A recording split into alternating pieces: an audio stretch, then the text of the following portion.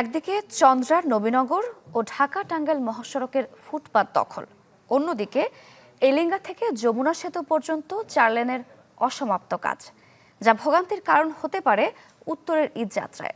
তবে প্রশাসন বলছে ঘরমুখী মানুষের যাত্রা নির্বিঘ্ন করতে নেওয়া হয়েছে প্রস্তুতি। গ্লিটারের টুইন লেমন ও অ্যান্টিব্যাকটেরিয়াল ফর্মুলা বাসনকে চকচকে জীবাণুমুক্ত করে আমাদের দেয় গ্লিটার গ্যারান্টি। ঢাকা টাঙ্গাইল মহাসড়কে ফুটপাতের অবৈধ দখল।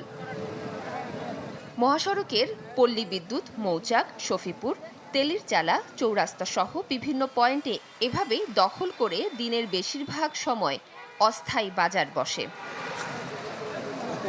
তার ওপর সড়কে যত্রতত্র পার্কিং, যাত্রী ওঠানামা। ঈদযাত্রায় চন্দ্রা, নবীনগর ও ঢাকা টাঙ্গাইল মহাসড়কে বাড়িয়ে দেয় যানজট। ঈদে প্রতি বছরই তো জাম হইতেছে, এই যে হাট বাজারের জন্য, অটো রিক্সা ভ্যানের জন্য। অনেক সরকারি জায়গা আছে, এক সাইডে যদি দোকানগুলো বসায় দেয়, হ্যাঁ দোকানদারি করলে তো মানুষ এনে না পাইলে ওনে যাইবই। জাম তো হবেই, কারণ এই যে গাড়ি উল্টাপাল্টা ঢোয়া দেয়। আইন শৃঙ্খলা বাহিনী বলছে মহাসড়ক থেকে ফুটপাত উচ্ছেদ সহ যানজট নিরসনে ব্যবস্থা নেওয়া হয়েছে। এখানে ফুটপাত অপসারণের কাজ শুরু করে দিবে। এখানে যারা যারা আছেন প্রত্যেকেই এটার জন্য দায়িত্বপ্রাপ্ত, ক্ষমতাপ্রাপ্ত। ফুটপাত অপসারণ করে ফেললে আমার মনে হয় যে যান চলাচল আরও অনেক বেশি স্মুথ হবে। এদিকে ঢাকা টাঙ্গাইল মহাসড়কের এলেঙ্গা থেকে যমুনা পর্যন্ত মহাসড়কের 4 লেনে উন্নীতকরণ প্রকল্পের কাজ এখনো শেষ হয়নি, যদিও এটি গেল বছর শেষ হওয়ার কথা। 4 লেনের অসম্পূর্ণ কাজের জন্য আসন্ন ঈদে ঘরে ফেরা মানুষের ভোগান্তির আশঙ্কা করছেন যাত্রী ও চালকরা। এই যে রাস্তা সিঙ্গেল আছে, ওদিকে আসে 4 লাইনের গাড়ি, এখানে আসে 1 লাইন হয়ে যায়, যার কারণে পিছনে একটা পর একটা লেগে থেকে একবারে সিরিয়ালে করে যায় এদিকে অনেক দূর পর্যন্ত। ঈদের আগে বিশেষ করে উত্তরবঙ্গগামী রাস্তা ব্যাপক যানজটের সৃষ্টি হয়। এটার জন্য আমরা মেইনলি যেটা মনে করি যে প্রশাসনের গাফিলতি।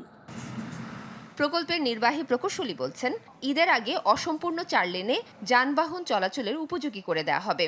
আমরা যে জায়গাটা করছি, যে অকুপাই করছি ফ্লাইওভারের জন্য, তার চাইতে 1 থেকে 1.5 গুণ জায়গা আমরা কিন্তু নতুনভাবে আমরা কনস্ট্রাকশন করে দিচ্ছি। আসন্ন ঈদুল ফিতরে যেন গরমুখী মানুষ, বিশেষ করে উত্তরবঙ্গের মানুষজন যেন আপনার নির্বিঘ্নে যেতে পারে, সেই জন্য আপনার টাঙ্গাইল জেলা পুলিশের পক্ষ থেকে পর্যাপ্ত নিরাপত্তামূলক এবং ট্রাফিক ব্যবস্থাপনা নেওয়া হয়েছে।